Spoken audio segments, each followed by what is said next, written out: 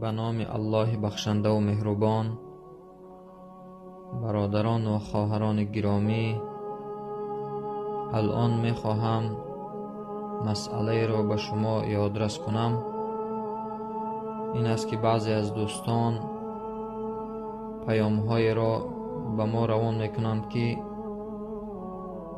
در فلان روز و فلان ماه شریف رمضان می درآید، این را به دیگران رسانید، چون که وعده ای الله است که هر نفری که آمدن رمضان را به دیگران می رساند، آتش جهنم برای او حرام می گردد.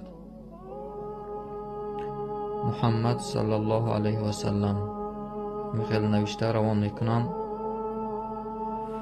رسول اکرم صلی الله علیه و سلم حدیث دارند که ابو هریره راضی شد الله تعالی از او میفرماید، گفت رسول اکرم صلی الله علیه و سلم: من تقول علی ما لم اقل فلیتبوأ مقعده من النار. رواه ابن ماجه.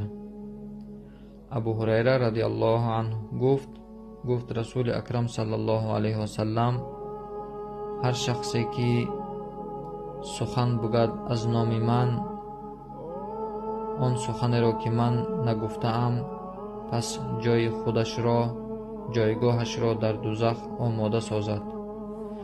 ابن ماجه یکی از محدثین روایت کرده است این حدیث را. الله متعال همین وعده را در کجا و در کدام کتاب داده است که با رسانیدن خبر ماه شریف رمضان دوزخ بر او حرام می گردد؟ نعوذ بالله، پناه می طلبیم به الله. تهمت بر دروغ در حق الله و رسول او صلی الله علیه و سلم است. این گونه حدیث اصل ندارد و نسبت دادن این سخن به پیامبر اکرم صلی الله علیه و سلم جایز نیست. نسنجیده هر سخن را حدیث پیامبر صلی الله علیه و سلم گفتند حرام است.